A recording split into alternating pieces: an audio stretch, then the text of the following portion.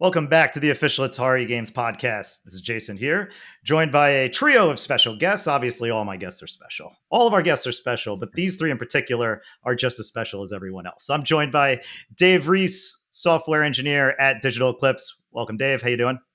I'm fantastic. Hello, hello. I've had my welcome. coffee, so everything's great. Awesome. Love it.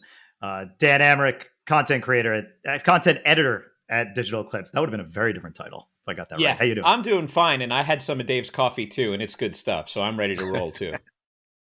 All right, and Stephen Frost, head of production at Digital Eclipse. Stephen Frost, have you also sipped the coffee of Dave? I do. I have my coffee right here, so it is good. We're all in a happy mood. It's a little bit later in the week, so a lot of the issues have been solved, so it's all upward from here.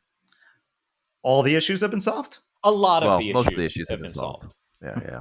All right, got it. Cool. Well, let's just jump right into the little rigmarole here. First of all, join us on Discord. You can see that link down below in the description. Review the podcast, please. I would check the reviews, but my iPad's dead, and I assume that nobody else has reviewed this podcast. So do it. And if you have reviewed it between now and the last podcast, then yell at me.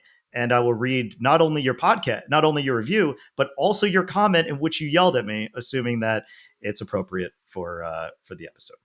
I could also censor and do some editorial if need be. Stuff is out. Yars Rising, still out. Go play it. Enjoy it. It's a lot of fun. Feel like yourself a little Metroidvania and a lot of bit of Yars Revenge gameplay. DLC 1 for Atari 50, the Wider World of Atari, is out right now. Came out yesterday from the time that this releases. And it comes out exactly 1 week from the time we are actually recording this. So that's fun. So we're going to give you a whole walkthrough of that. But before we get to that, I also need to spotlight some of the other stuff going around here at Digital Eclipse. You know what I mean. Power Rangers Reader Rewind.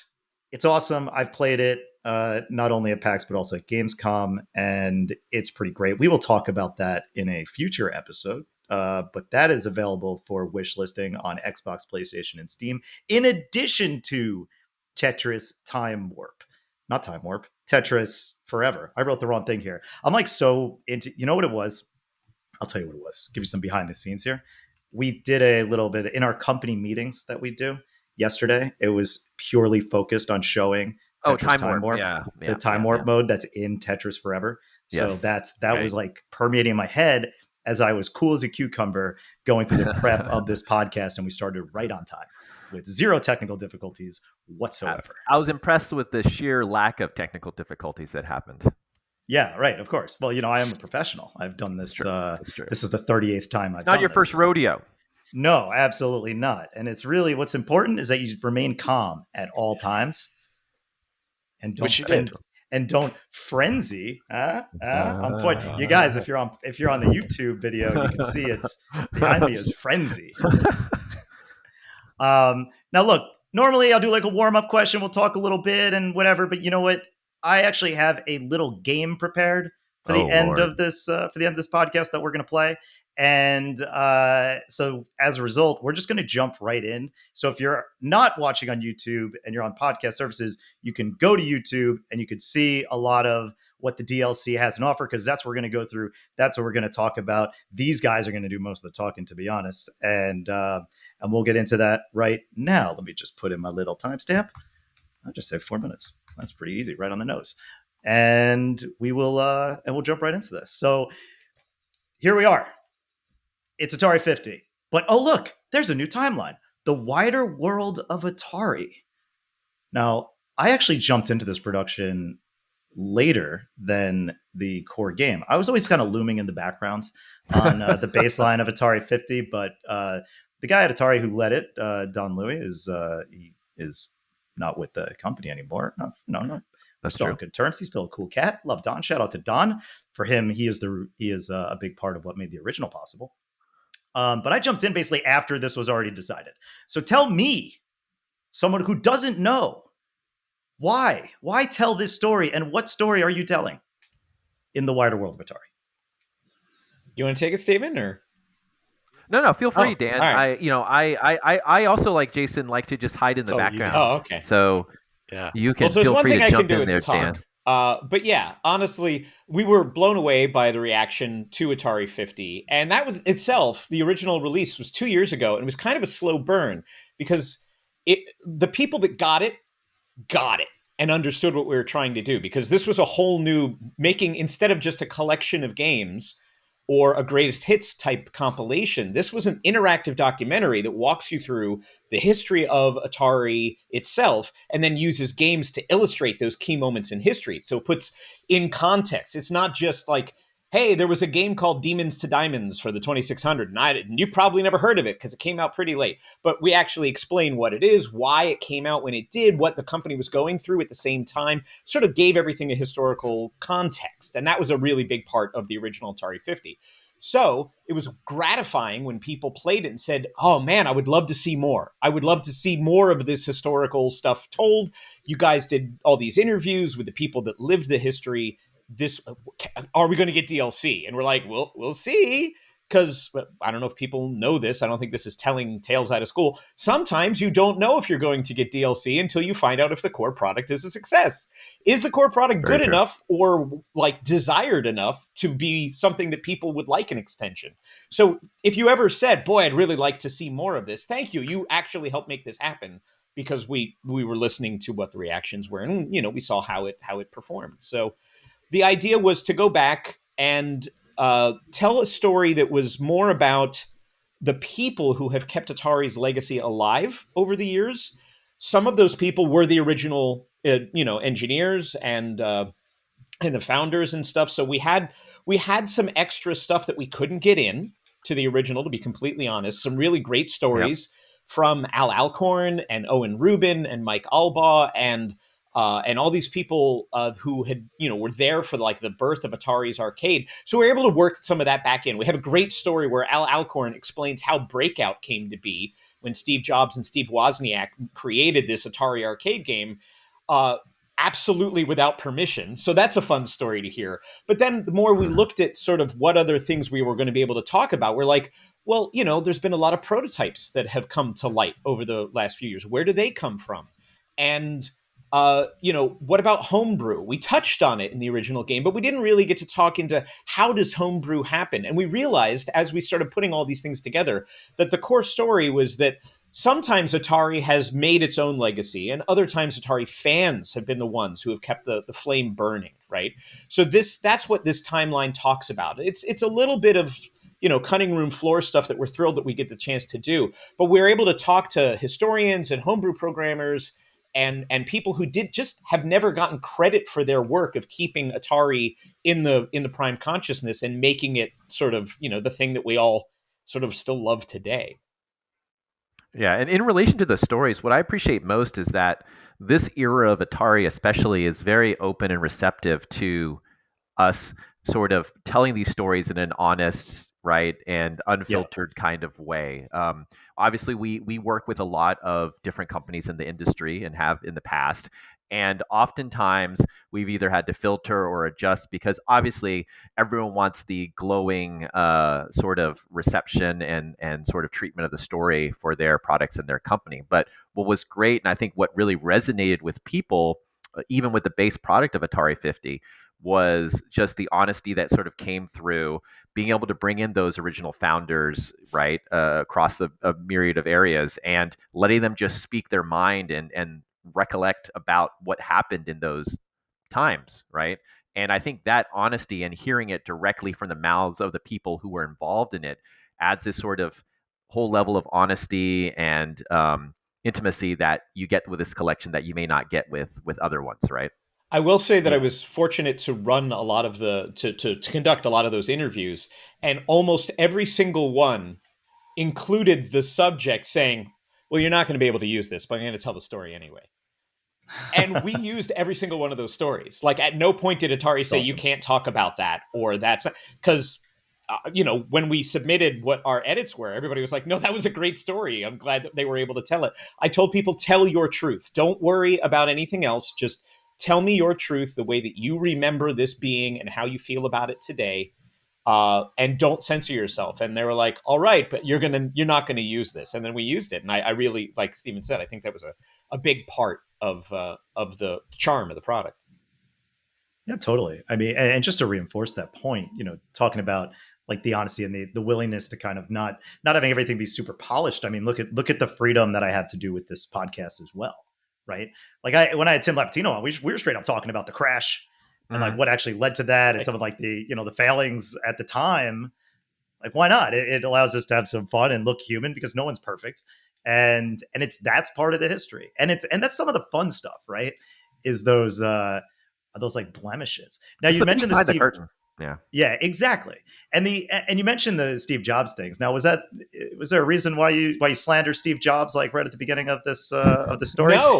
No, just because I thought it would be good for reaction that people would be, how dare he? I have to go see what this story is for myself. That's just marketing, Jason. That's just, Okay. Fair enough. Yeah, I wouldn't know anything about the that. nice thing, some of the stories from Atari history, people like Al Alcorn, they've been asked many, many times, and they're rehearsed. They have them. They're good stories. They like telling them. We had fun Yes. getting them to tell other stories. But as some of these legends get older, their filter gets less and less filtery. So, Al was sort of, he has thoughts about Steve Jobs versus Steve Wozniak. You know what I mean? Like he had interpersonal relationships with both people. So that colors his perception. Again, it's his truth. So yeah, not slander so much, but I'll let Al tell that story in full because it's his story to tell. It's pretty good. It's a great way to start too. And you also got Wade Rosen. What a get. Yeah, I was really happy that he was able to. So the funny thing is, Wade was the one person that, because of the way that the production calendar worked out on this, Digital Eclipse was working on multiple projects at the time. And Chris Kohler, was our editorial director, he was really inherent in saying, no, this is the structure, this interactive documentary. He gets, he and Mike and Steven and a lot of people. But, I came in late to the party. That blueprint had already been there. And Chris had other things that he had to work on. So he said, could you handle these interviews? I've done one interview. It's with Wade Rosen. So I was like, who's Wade Rosen? Like, I didn't even know at the time because I hadn't been following a lot of, the sort of behind the scenes stuff. So I was like, so is this a good interview with Wade? And Chris like, yeah, no, it was great. And he had a lot of great things to say. And then most of Wade's stuff wound up on the cutting room floor too. And we were still allowed to put the product out, even though it wasn't very Wade heavy. But Wade had some really beautiful thoughts on the sort of magic of vector games, and something that I happen to agree with him on, that Atari's vector legacy is something that other arcade companies at the time, and certainly brands that are around today, very few people understand what makes those games different or special or unique. And Wade really appreciates it, and we really appreciate it. And I realized I had great stories from people like Owen Rubin, who created Space Duel and Major Havoc and like major titles that used vector hardware. I got them to explain what makes this different, what makes this special. Why does Wade feel this way about your games? So it was a really good opportunity to get Wade in. But Wade is quoted not as like, I'm the CEO and this is what's, he's just like, I love vector games, and it comes from a very honest place in his interview too. And I mean, in relation to the vector stuff, it's, people sort of take it for granted, but the amount of sort of engineering effort and work that Dave and Jeremy did on trying to get the look of the vectors right across the board, and the glow, and sort of, even when you think about vector lines on a lower res screen, like a Switch screen, right, and things like that, and making it look good and authentic took a lot of time, and obviously in these DLCs, there's some vector stuff going on as well that we were able to build upon. So Dave and Jeremy get all the credit. Dave, I don't know if you want to talk about any of the stuff that work that was involved in that. I wish people could see what some of these games looked like before we sort of added our vector tech to it, with the glow lines, etc., because it didn't look as good. It's hard to get those things right when you're just drawing like raw lines and things like that, and that's what we had to start with. So what was so cool was that the vector game, is we have all the actual points of each line, right? We know where a line starts, we know where it ends. We can extract that data every frame, and then instead of drawing simple lines, we sort of took over that process and drew these very fancy lines with glow effects, very smooth, and then we kept refining that until they looked really good and looked as, and we added little bits of flicker and things like that that sort of bring those games, take them back in time, to that moment. How do we get the games to look like they're actually a vector game on one of those monitors back in the arcade, right? So that's kind of the process. Each one of these games, when we get them to run, okay, they're running, right? But how do we make them look like they looked back then? Because they don't. Modern hardware isn't the same as it was back then. And even when you run emulation software, it sometimes doesn't come out right. So what about So- like on like an OLED? Has OLED kind of helped those translate to modern screens more so than LCDs did? Like I know one of the big things that they were talking about, because it was actually very interesting watching the one for Vector for the first time, like those interviews, because you hear about it all the time, but actually having that actual explanation of what it is, it's not so dissimilar from what OLED does, where the moment you move to an LCD screen, then your blacks are never black. It's like a really dark gray. And that's one of the biggest selling points of an OLED is you get that actual contrast. So does that also help restore or retain some of that original look of those games? Well, it's Yeah. it's it's Okay. definitely does help. Though I remember during development of Atari 50, the OLED, the Switch OLED came out, and so when we actually loaded up the vector stuff on there, we're like, oh wow, this looks it's either oversaturated or the contrast between the darks and the lights were very more noticeable and things like that. So I think we actually had to like adjust and tone things a little bit to make sure that it looked good across both of them, right? Because we had overcompensated a bit in some ways for like the Switch screen and other scenarios, probably. So it's something to sort of keep in mind, as we move forward. Of like, there is that stark contrast, especially now, and potentially if other future consoles or handhelds rely more so on OLEDs, it's something that you have to like really look at and treat a little bit differently too. Yeah, Totally. that's interesting that you bring that up because blacks being black, right, and those monitors, that's pretty much the way it was. But something that we did in DLC one that on the other games, with this particular pack with some of the arcade games like football, for example, um, the blacks were black, but on a monitor, on a typical like arcade monitor, they're not black. So sometimes we would lighten up the blacks a little bit, so there would be a bit of gray. So we actually look at every pixel and we say, is this black? Oh, actually make it, a little gray so that it comes through. So something, if we're looking at some of the arcade games later, something to point out is that the way that color works, it's not pure black, is intentional. Yeah, something that Mike brings up a lot is that, and we learned this working on Making of Karateka too. Some of the unusual things that would happen when you put it on, when you put some of this raw signal on a CRT, it changes. The light that is part of a CRT will change the display and how those sprites are seen. So often dev teams would go back and make changes to the sprites so that they would look the way they wanted to look on a CRT. And if you're playing on a modern LCD screen, sometimes it looks wrong or ugly. And that's because it doesn't have some of that realness of the CRT. So as Dave said, we try to really sweat every accurate detail of what would the experience be if you were able to walk up to this game in an arcade in 1981, in 1978, in 1988, and sometimes that means not breaking it, but sort of like not making it pixel perfect to make it accurate. It's a strange distinction to make sometimes. Right. Yeah, it's like what was the best representation of what it looked like? Yeah. I mean, that just in general, like we try to, people's memories, this is a base thing for Digital Eclipse, right? People's memories of games are oftentimes very different than the actual game experience, right? When you go back Yes. and play the game, doesn't quite deliver on the look or feel or gameplay that you remember it. So what we try to do at DE is deliver on the memory of the game that you played, not necessarily the exact game that you played, right? We want to deliver on that memory and not disappoint people so that when they load it up and they play it, they're like, yes, this is exactly how I remember the experience to be, right? Yeah. I got a question. How much, I mean, it's all me asking questions. I don't know why I have to precede that by saying, and I don't know why I have to have this explanation that says, let me tell you. It doesn't matter.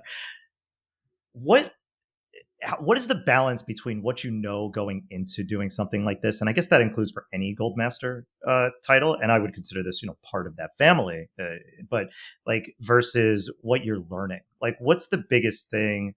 Like, what's that kind of discrepancy? Are you talking to people kind of knowing? You said, these guys come in and they tell a lot of the stories that they've been telling a long time. So do you kind of know those and try to pull those out, or is there like how much new learning personally do you find Oh when man. going into these Goldmaster titles? I'll do my 2 cent spiel on that, and then Dan can take over. But like, I think I'll refer to it in relation to the production terms, right? Like Gold Master stuff and the collections that we have sort of done in the past have always been kind of this scary um, game development experience because each release that we do has its own story that forms and comes together. And at the start, we don't know necessarily what that story is going to be. We don't know the assets that are going to be available to support that story. We don't know what questions are being asked or what sort of answers we're going to get, right?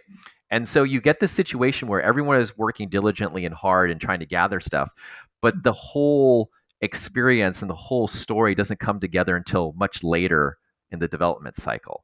And so it's this very, very, I hate to say scary, but it is from the standpoint that like you hope that everything comes together to paint something that is interesting to us and people out there. And you don't really get to that point until you've gathered all of this information, right? And you've done your Indiana Jones archaeological kind of explorations and dug through stuff, and you lay it out in front of you, which what Dan and Chris Kohler do a bang up job of is just like, what are all these pieces like? Putting all the photos on the floor in front of you, and how do these connect together, right? And how do the different parts, like the engineering and the arts and the editorial, how does that all come together to kind of paint a narrative that is engaging and interesting, right? Dan, I'll let you Yeah, I chime mean in on after that. that's basically it. You go in with an outline and then you let magic happen. A lot of people at DE have history going back to print magazines. All three of us actually worked at print magazines.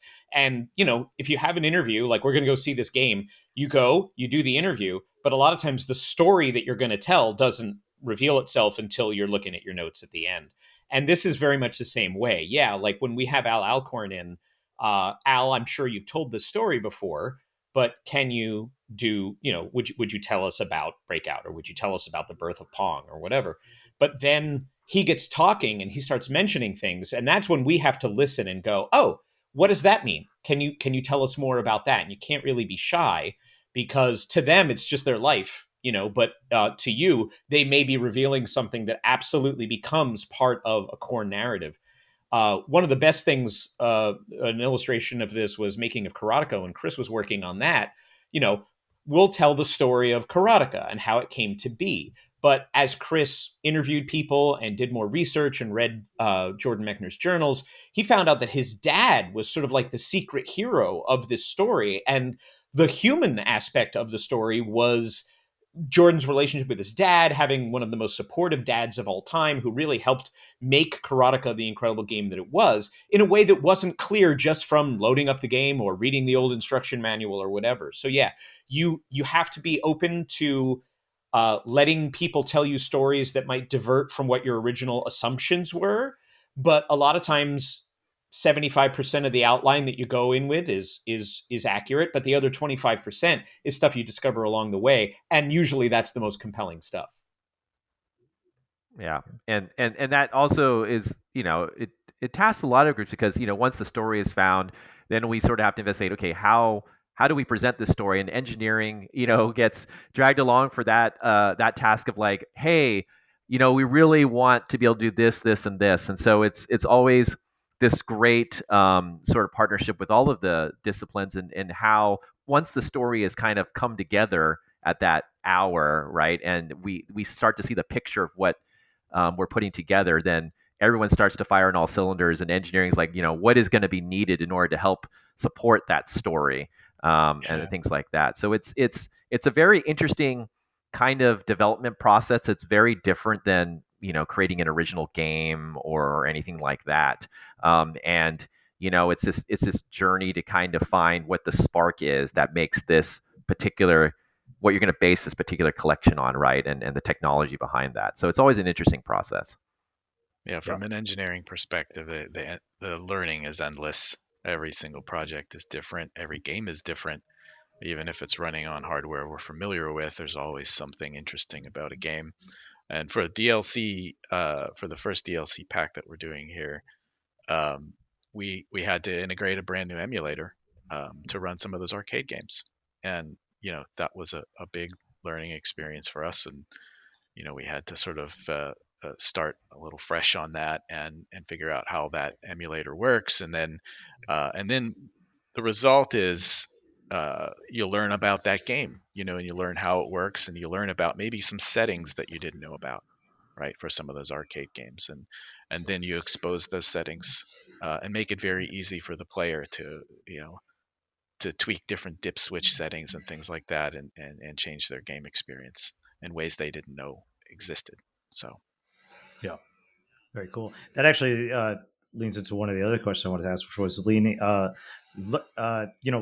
Atari 50. Let's assume that was like the first of these Gold Master series. That was 2 years ago, just about. Yeah. What were the biggest learnings between going from Atari 50 to then Karateka, then Jeff Minter's story?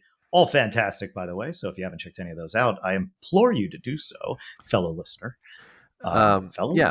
Yes. Thank you. I think from my perspective, I'm sure everyone has their own kind of sort of thought process, but I feel that like what really resonated and what I kind of gravitated to in relation to this, starting with Atari 50, is sort of that more intimate kind of story.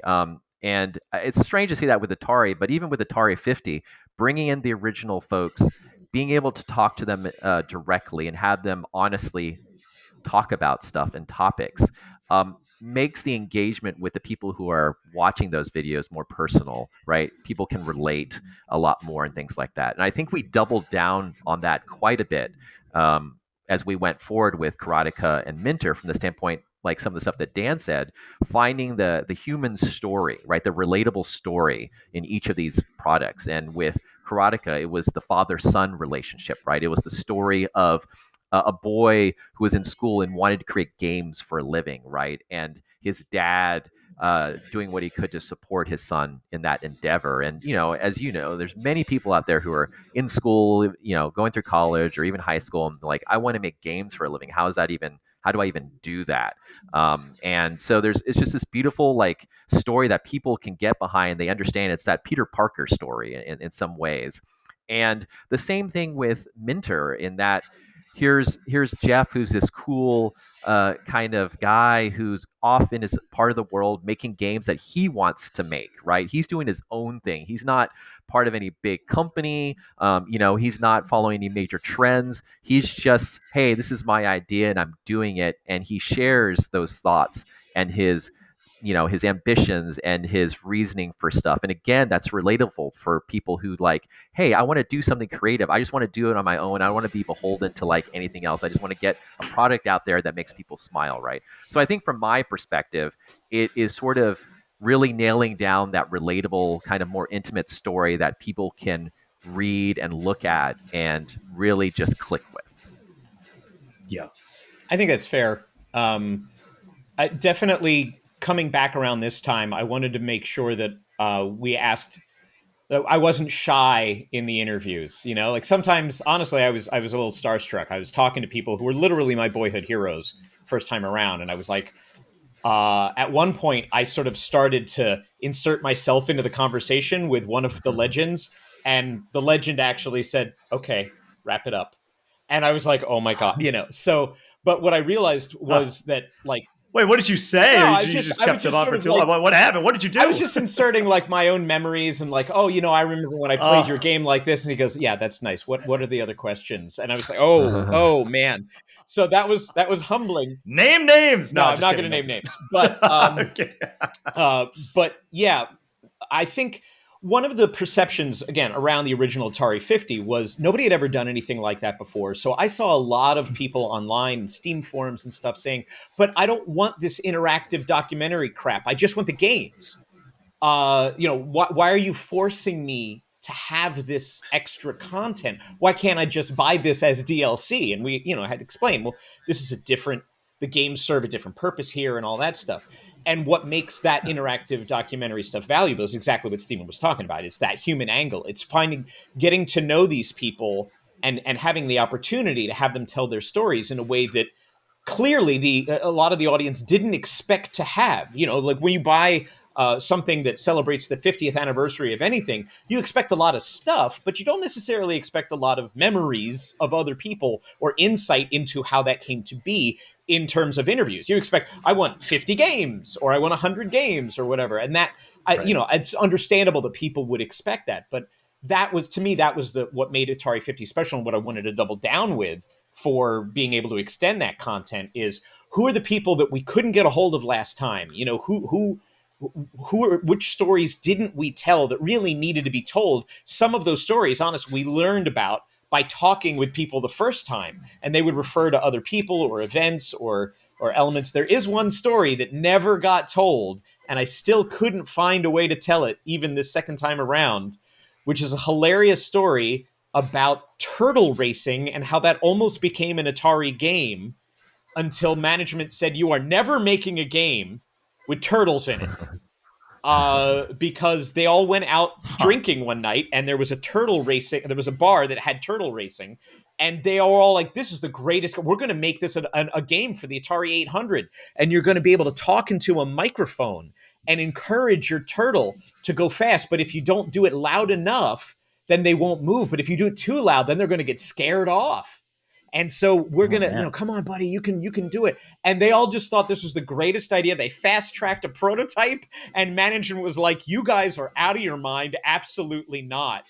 And it led to an in-joke for something that's actually in the timelines. There's a golden edition of Asteroids in the Vector timeline, which was the 50,000th version of Asteroids that came off the assembly line.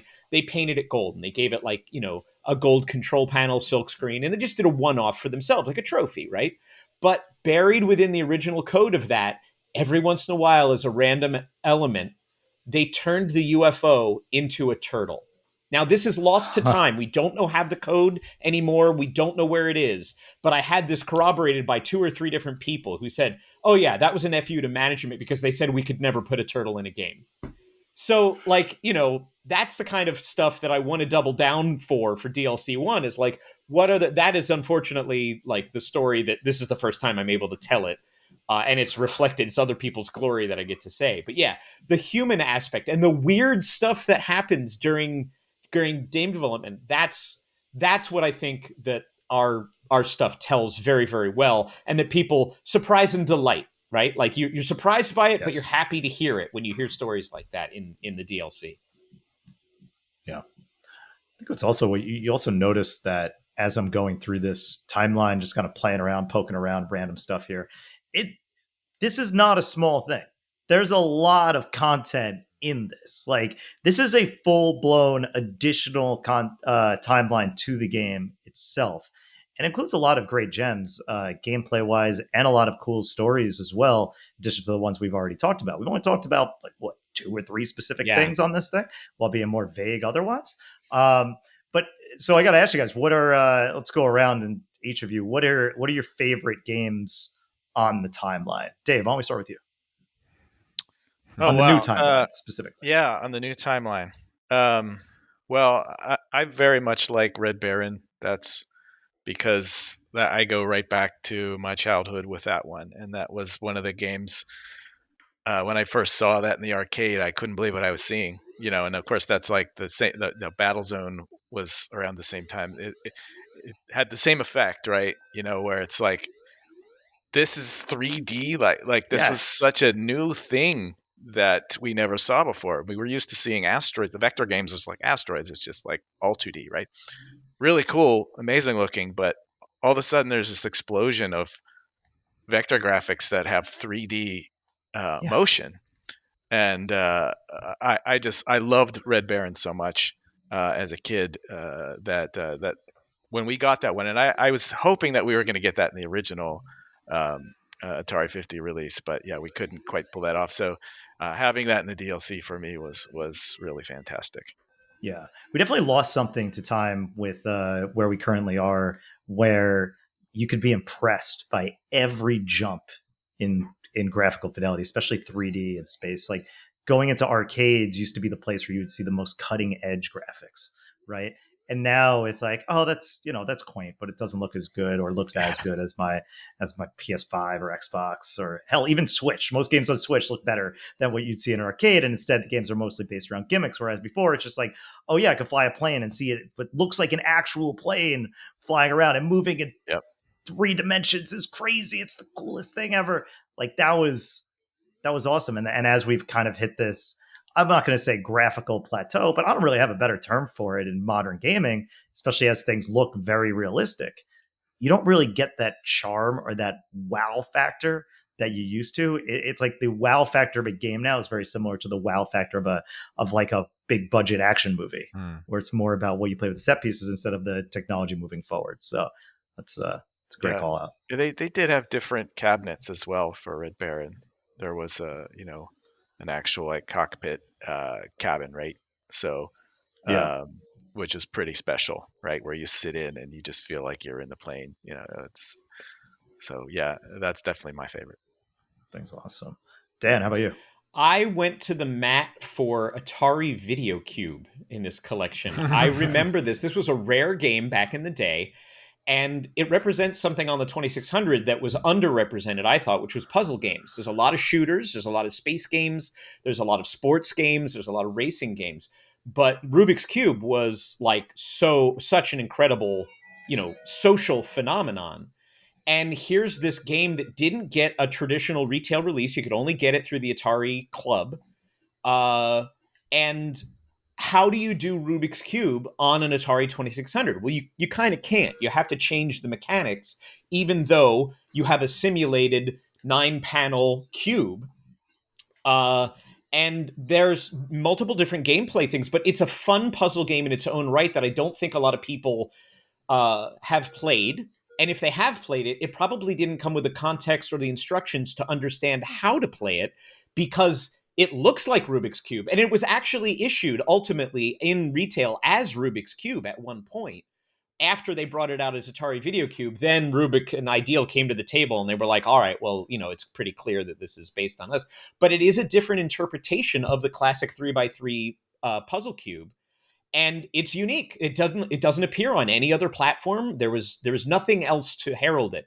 So this was literally the week that I found out that we were getting the green light for DLC, and Steven said, let's start discussing titles. I was like, can we get Atari Video Cube? And everybody in the room looked at me like, what the hell is that? And why does anybody care? That's why. So this absolutely. My close second is Steeplechase, because I grew up with that, and it's one of the rare 4-player games with paddles on the Atari 2600. So it's also a rarity and an unusual game. It was based on an arcade game that Atari did as well. But Atari Video Cube is where my heart is. And I still enjoy playing that. Once you learn how to play it, I think you'll be impressed. How painful was that to watch me play that game? No, I was fine. I was happy that you were playing it at all. And if you just walk around, you'll figure it out. But the instructions, again, as always with Digital Eclipse, the instructions have been lovingly restored. And so it does make sense, and you can read how to play it while you're playing it. You can call up the instructions at any time and figure out what the different. That's true. So, thank you to Norm Badillo for making all those instruction manuals look as good as they do. He does a hero's job on that. Thanks, Norm. Frosty, how about yourself? I would say Destroyer, probably. I've always been a fan of, clever usage of bezels in arcades, right? Like interesting ways that games do overlays or tie in sort of the bezel with the actual gameplay itself.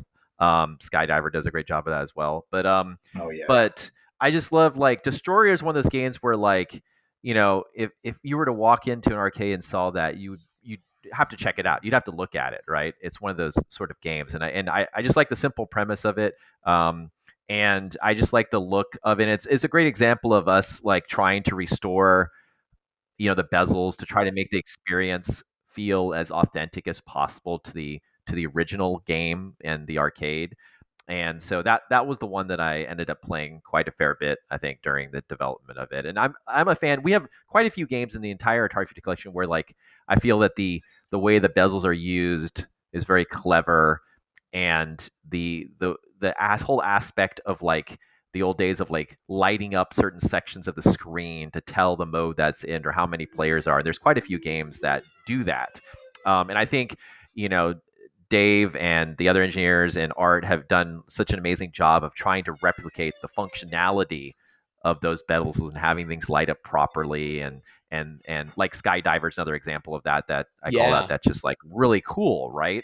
But I'd say Destroyer is probably my lead in that.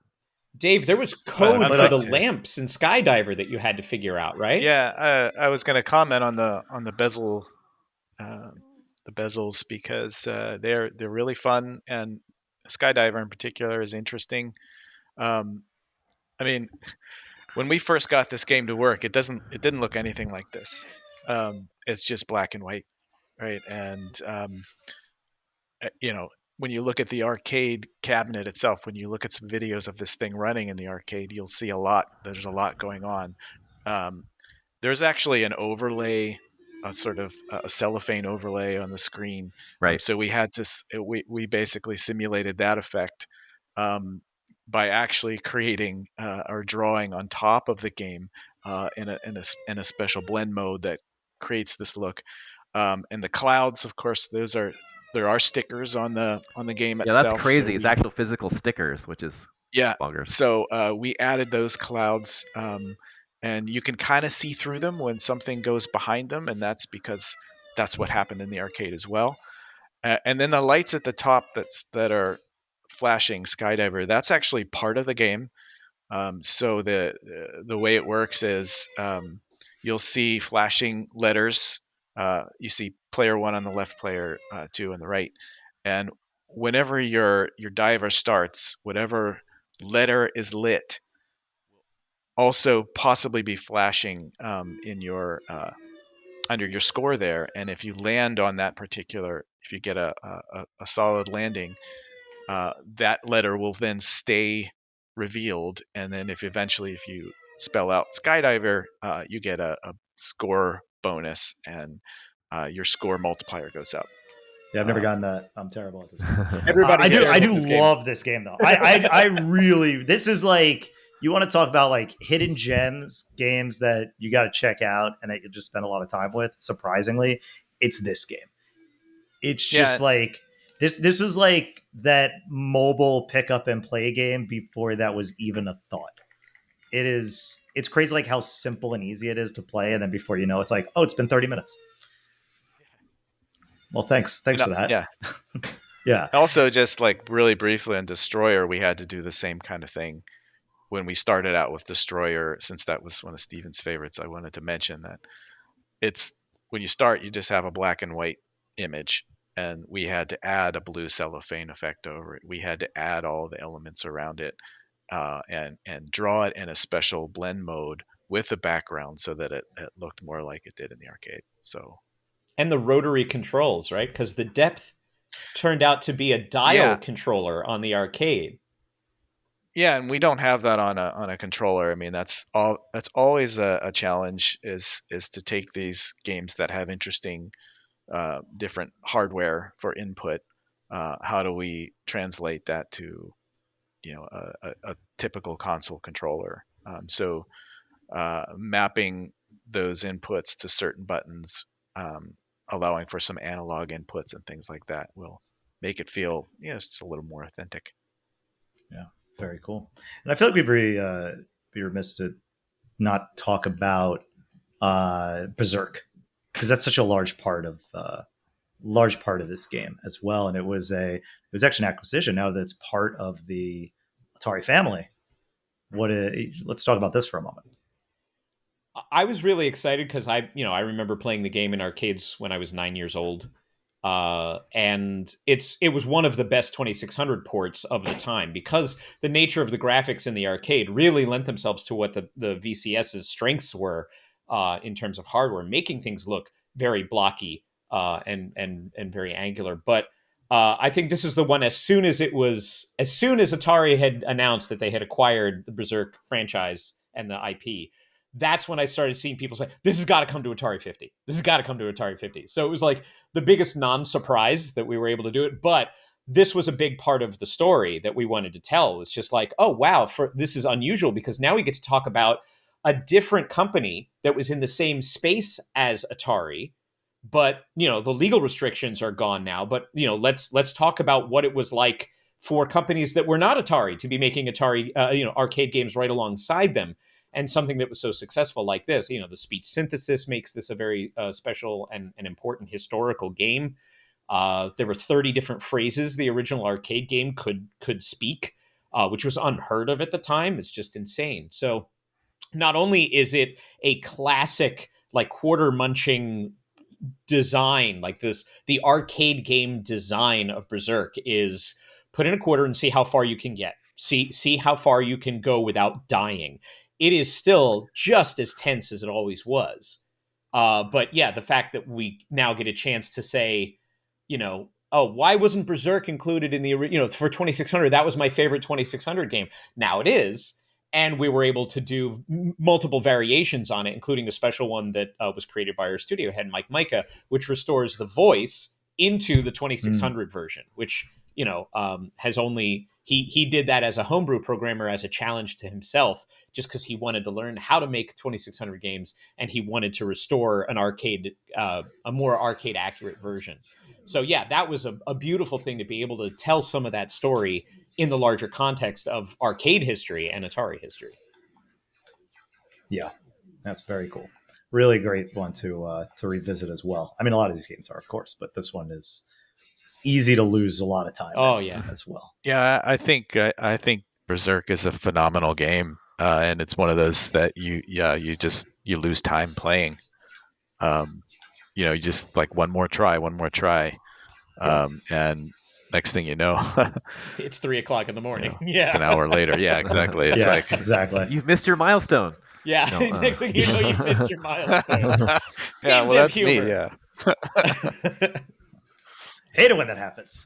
Yeah, it's really, really cool stuff. And Frenzy's here as well, which is what I'm playing right now. Yep. Because I was playing a little bit of Berserk earlier. Yeah, Frenzy was the sequel, and it's easier to kill yourself in Frenzy. You can see there's rebounding shots. You can ricochet shots off the walls, but that means that you can also shoot them straight at a 90-degree angle and then back at your own head. And that's something that I in addition to the destructible walls, the ones that are circular, the little balls that make up the walls. Yep. There's that. You can get fancy and you can really get mastery of the trick shot with those reflective walls, but you can also kill yourself really fast. Yeah, totally. The speed is just slow enough to make it to make it be like, oh man, am I going to be able to make it out of the way in time? Oh, I just dodged a nice shot. Oh yeah, that was a close one. Yeah. And many more enemies on the screen in Frenzy. So it really is, it's a harder game all around. It is more challenging than the original, I think. Yeah. Oh yeah, I think no doubt, for sure. Yeah, definitely. All right, guys. Well, let's call the gameplay here, and let's move on. Let me just make another little timestamp here. Stop at 48:22. All right, sweet. And yeah, we're gonna end this episode. Usually, I ask some other more personal questions or what are we playing, but I thought, hey, we're talking Atari 50. Atari 50 has a lot of games, right? Do you know off the top of your head how many there are in Atari 50? With the holiday content update and both with the DLC packs, content. Or just the first DLC pack? Let's just say the original and the holiday content, so we don't get into absolute numbers because I don't have the actual PR notes on top of my head. That was 112 games, I think. Okay. Yeah, that's pretty Maybe good. Maybe 113. Did I guess correctly? Yeah, because the original game, I believe, was 106, 105, 106. Very cool. Well, regardless, I don't have an actual number. Okay, so we're all right. Well, we hit 200. But the point is, we are over 100 games. Well, and the game that we're gonna play, all right. And I need to make sure nobody's cheating. All right. Do not look at a list of games. Do not do anything like that, because I'm gonna make you guys go around and naming any game that comes to mind until we run out of games. Oh man! If you don't have a game to say, then you are out. And it has to be Okay. one of the games that's in It can be any game that's in the original, the holiday content, or DLC 1. All right. Okay. So all those games are on the table. I feel like I should probably remove DLC 1 because we've just talked about a lot of them, but there's some weird ones in there that we didn't cover. Yeah. So I don't know how long this is going to go, Oh, but I man. assure you that once Did this we is over, announce- we will end the podcast. So Did we Oh God. did we announce all the DLC 2 games? No. no, no. that's You why can't- that's why you can't can't do say that. it. You have to be So careful. that's the What if thing. okay. Oh, So that's the man. thing. I'm afraid I have might slip and That's so, but no, here's the thing, because if you Okay. say it and it's not on this list, you're just not going to get it. And I've blocked out on my screen right. what those games are. So I also cannot tell you off the top of my head whether it is because it's in DLC 2 or it's just not going to be in the game at all. All right. Wait, so we're Okay. doing all of the games? We're going to see You could how say many any of we the can games. get. Yeah. Oh Now, my lord. here's what I will Okay. Here's what I will do to make things a little easier. If you say the name of a game and there are multiple versions of it on the platforms, that will count for all of them. Okay. All right. Okay. Because I Oh, was man. starting to like. No, because Yeah. we would be here forever. Yeah. Okay. All right. yeah. All right, so let's go in. Let's see here. man. That's gonna In be the spirit of one of my favorite podcasts and where this game was inspired by, Doug Loves Movies, we will go alphabetical by first name. So we'll go Dan, Dave, and Frosty. I mean, that works either way, whether it's first or That's last true. name. Right, So right. that's why it will Okay. work. All right, Dan, kick us off. Any game from the Atari 50 Ninja Golf. Anniversary Celebration. Ninja Golf. We're starting with the ends already. Jesus. You could start wherever you want. It's gone. It's the Okay, most important Dave. game in Atari 50. I'm sorry. It's a weird first Frenzy. choice. Frenzy. Yeah, okay, there you go. Jumping off with recency. Yeah, Okay. we'll start with the easy ones. So Why I'll say not? Destroyer. Destroyer. All right, let's go fast here. Dan. Atari Video Cube, then. Atari Video Cube. Dave. Football. Football. That's hilarious, by the way, that there are just games called football. Wait a minute. Is that here? Technically, Yes. Atari Wait. football. It's Atari football. Okay, Atari Fifth Football. Okay, got it. Yeah, I need. Oh, by the way, that's the other wrinkle here. Need actual titles. All right. Full Oh. titles. Okay. All right, Frosty. I'll give it Haunted House. Give that one to Dave for an easy one, but Haunted House. I'm also going to cross off Haunted Houses. Oh, Oh, really? All right, I was gonna give that. Yeah. To, give, I was gonna give Taking it off. Sorry, Dan. Sword Quest Air World. that. Yeah, That's Dave's other here we game. go. Dave created Sword Quest Air That's World. what I am not going to cross off the other Sword Quests because Oh, they are man. different titles. All right. Wow. Dave. Vector Sector. Yeah, I'm just going with the originals that's one of here. them. All right, Frosty. Neo Breakout. Neo Breakout. All right, Dan. Warbirds. Warbirds. Yep, that was in the holiday content Links update. represent. Combat. Dave. Combat. Frosty. Adventure. Adventure. Dan. Steeplechase. Please say what. Why did you say that? All right, Dave. Save Mary. No, that's a good game. So That's a good game. interesting. Wait, Save Mary. Yeah. Yeah. Okay, got it. Hang on, it's here. I know it's here because I literally just saw it in the list. Interesting. All right, well, I'm gonna give it to Isn't you it? even though it's not here because it's there It's- for sure. That's a It's holiday one. content. Yeah. Oh yeah, there we go. That's why. Okay, I was looking for all this. Okay, Frosty. Adventure 2. There it is. I was Hey, wondering what? why I was waiting for nobody one of said, you guys to say nobody that. said Adventure 2. All right, Dan. Stellar Track.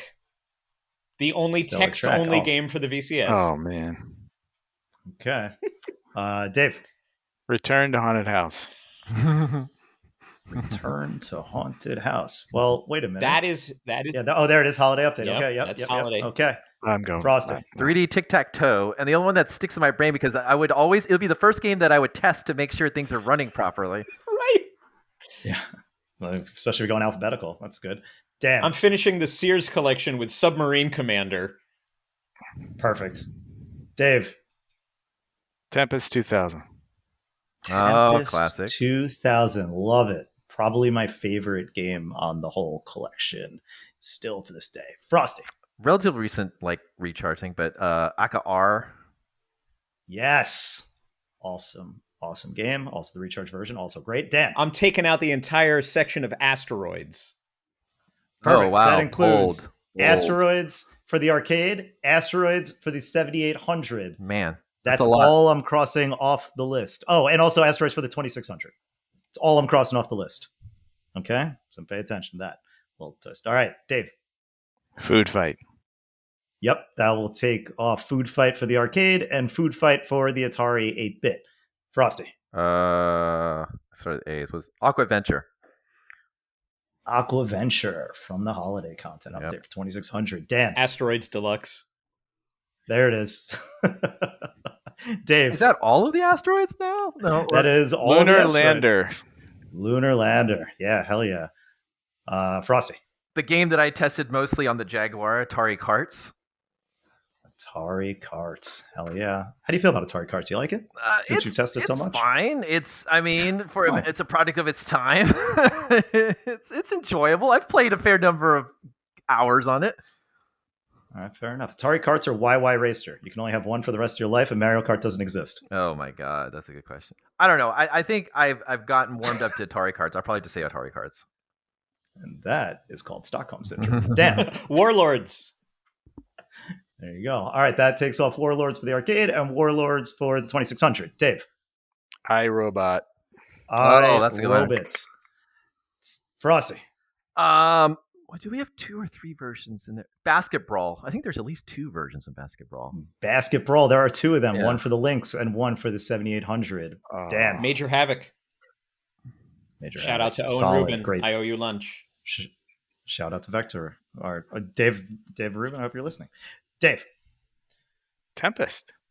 Tempest. Oh, you're following Just the Tempest route. Good old Tempest. Frosty. Let's see. We're going to Vernon. Black Widow.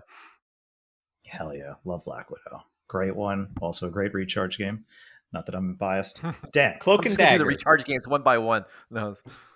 What was that, Dan? Cloak and Dagger. Cloak Oh, and boy. Dagger. Dave. Avalanche.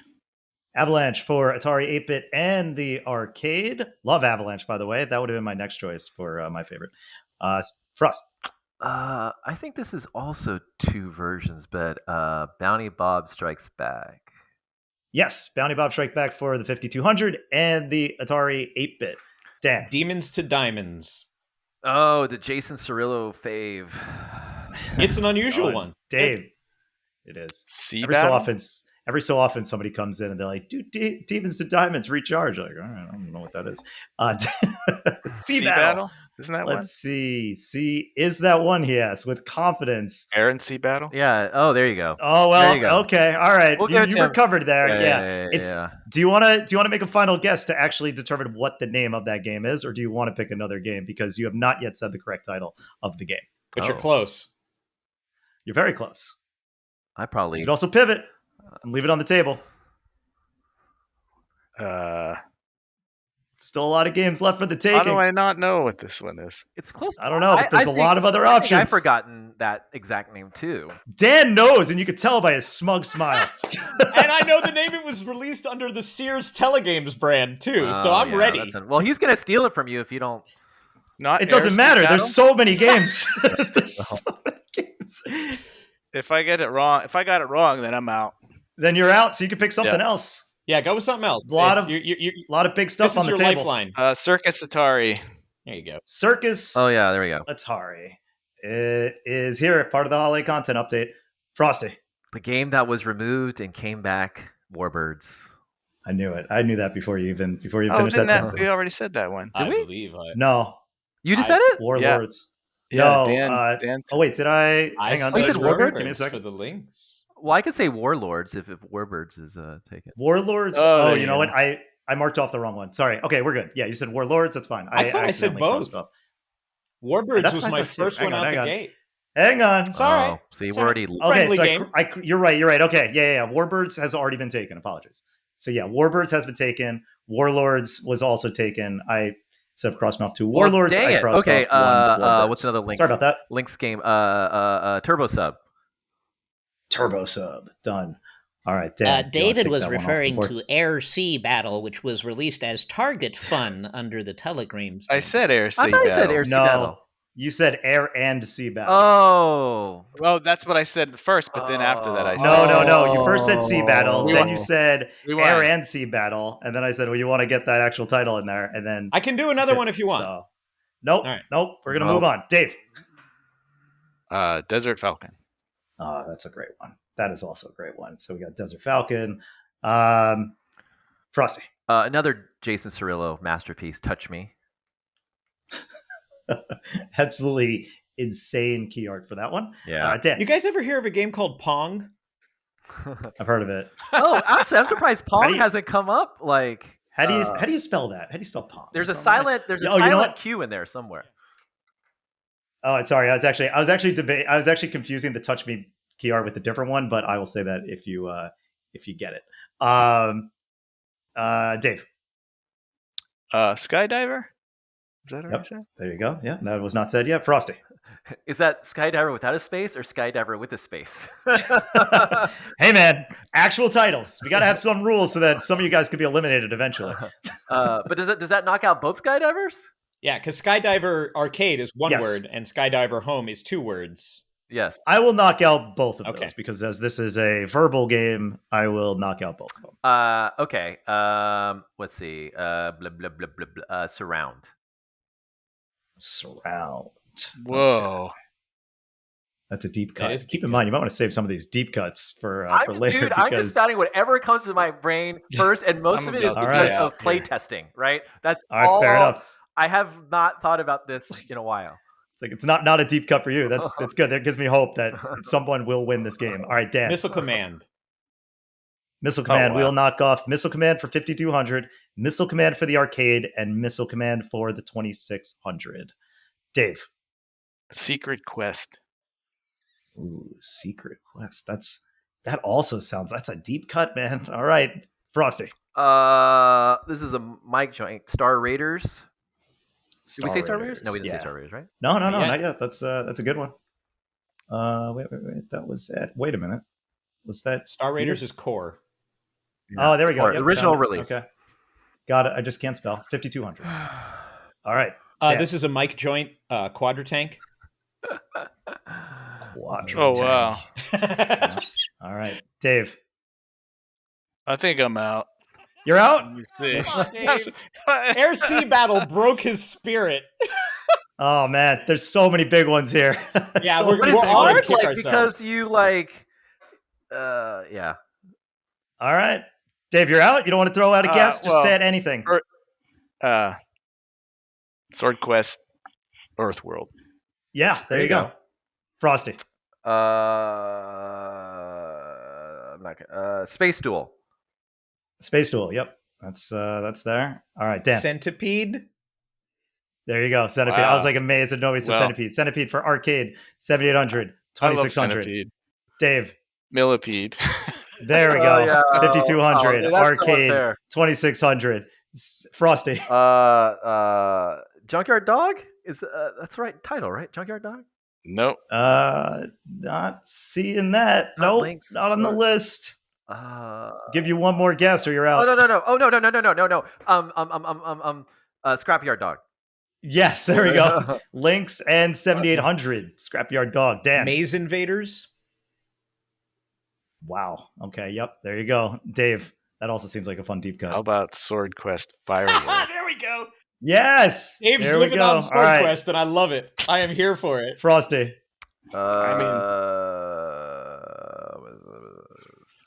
Saboteur. Oh, Yeah. wow. Saboteur. That is there. Yep. Dan. Quantum. Horribly Love underrated vector game. Oh my God. Excellent game. Yep. Dave. You know where I'm going, right? I do. I don't know. Where are you going? I'm no Sword hints. Quest, Water World. That's it. All the sword Oh quests yeah, are we'll off give the that to you. table. Yeah, we'll give that. Frosty. The best pinball game on the Jaguar, because it's basically the only pinball game on the Jaguar, really, is Ruiner Pinball. Oh, okay. Yep. There we go. Ruiner Pinball. Right. Dan. Malibu Beach Volleyball. Oh yeah, that's a good one. Good link. Yeah. There you go. Dave. Video pinball? Video I don't think we said pinball that. is not on the list.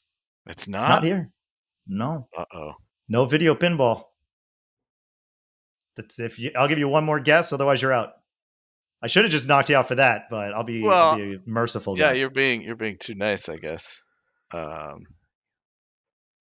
It's like you're going crazy Atari or carts. something, right, Dave? It's like you're in a frenzy and you can't remember what happened before that.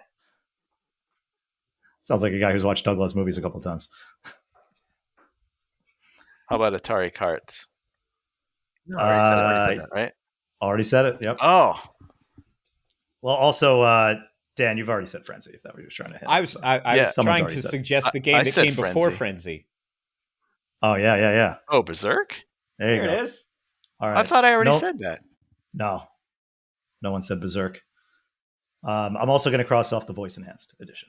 All right, Frosty. No more rebounds. more- If you say the wrong game, it's We're all over. The friends game here. that Jeremy helped add, Yoomp. Oh, wow. Yeah. Okay. Yep. What Dan. about Breakout?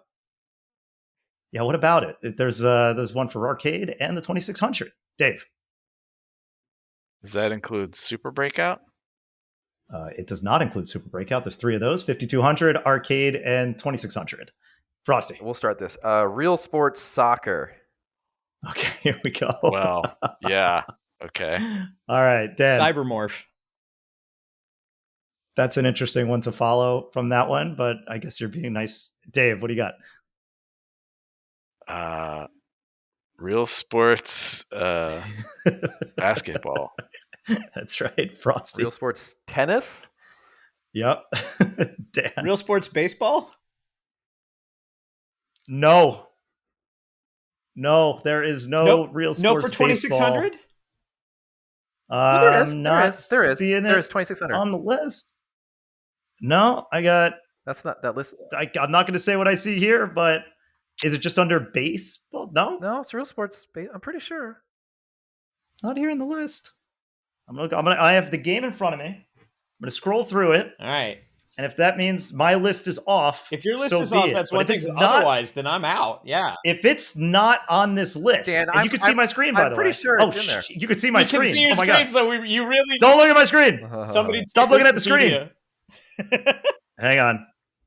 All right, hang on. I'm gonna stop sharing. Stop. Stop presenting. Thank you for that We're gonna Real find out. Sports We're gonna get to the lifeline, bottom. though. That was appreciated. This will be the upset of the century if it is if it's Pretty not sure it's in there. Hey, we all know this product really well. here. Okay, it is here. It is here. Okay. It's here. Oh, my well. list. Oh. My list has been is missing something, so that is good to know. Okay, you're safe, Dave. Thank you.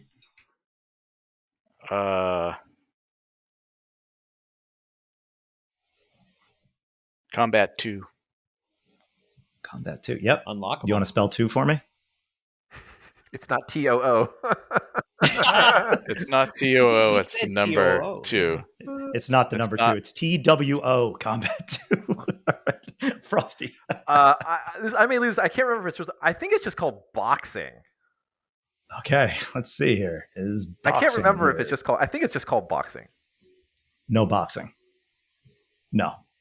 No, sorry, boxing was It's an not. Activision title for the 26. Boxing is not here. I find it alarming that you just said boxing, but I'm sorry. I'm going to have to say you're out. That's it. There's no game called just boxing. Oh, maybe I'm saying Sorry, wrong. not just boxing. There's no game called boxing. I'm not going to say anything. Dan? Bowling from the holiday content update. Yes, there is called a bowling. bowling. Dave, it's down to just the D's, Dan and Dave. So you go back and forth until we have a winner here. And we're out of sword quests. Frosty, you're going to be so mad when I tell you what you were thinking. No. I expect, and I'll give the hint. If it's not boxing, then it's Real Sports Boxing. But Oh, why would you say something like it's that? fine. I'll give it to them. Like I know Dave, boxing's in what do you there. I got? can't imagine it's anything besides Real Sports Boxing. Uh, I just couldn't Just got a remember if big it was hint. Real Sports or not. Dave, you've just been given a gift. Just Yes. say it. Real Sports Boxing? That's correct. I mean, it's Real Sports Boxing. I didn't want Dan, to do Maze that. Craze. Maze Craze. Ow. Dave. Um, hmm. Did we do Asteroids Deluxe? I don't know if Is he that wiped, already I don't know Uh, if he wiped all those. or not. yes. Yes, I Oh. did. Somebody, yeah, because I think Dan said Asteroids Deluxe. Yeah. Wow. I know there's so many that we're missing here. Well, obviously, there's probably like 70. Yeah. You guys There's- have done a hell of a job. Like, I will say this, if nothing else, this is fantastic to list the amount of content that's in this game. You could even just say real sports and throw out a sport. Yeah, almost. Except I didn't do that. No, you didn't. That's why I can't I was believe it. You're just questioning probably kicking myself yourself. because for some reason, I don't know why, I didn't think it was a real sports game. I don't know why I thought that, but who knows? Maybe the Mini You want golf. me what, just mini golf? Yeah. Mini.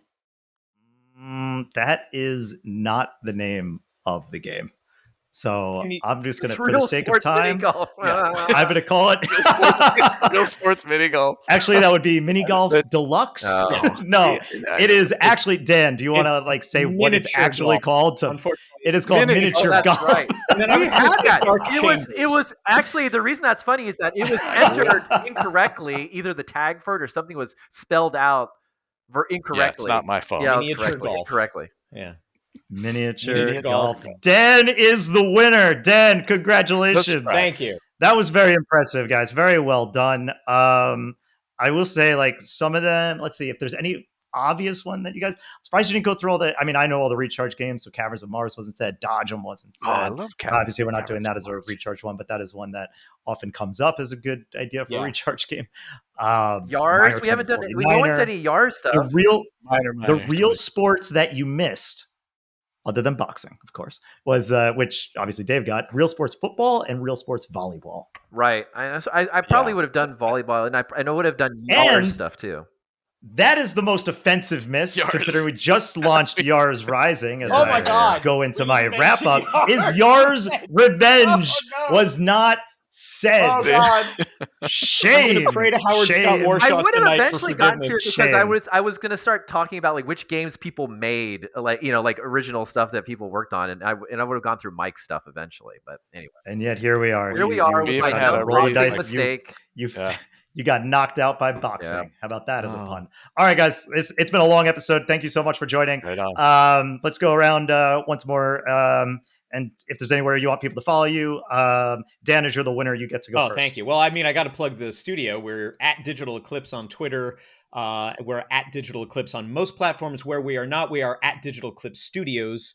And we do actually respond. We try to keep on top of everything. So thank you for that. And yeah, we're at YouTube. We're on Twitch. We do monthly Twitch streams with the developers. We'll do it sometimes for big releases as well, but every weekend, Ian and often Justin, some of our other developers, just stream old games for fun. Atari games, non-Atari games, doesn't matter. So yeah, check us out on all of your On favorite Saturdays, social in general. platforms. Very cool. Dave is second place. You get to go next.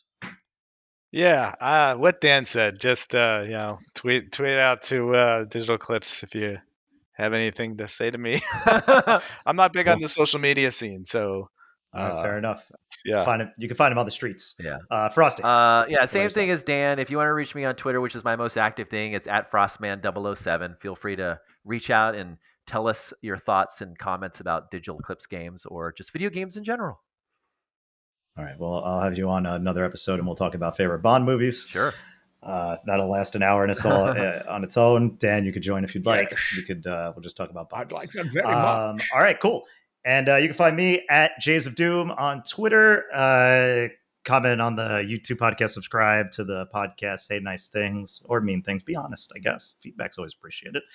Buy Yars Rising. Buy the DLC Wider World of Atari for Atari 50. Wishlist all the Digital Eclipse stuff coming up for Power Rangers and Tetris Forever.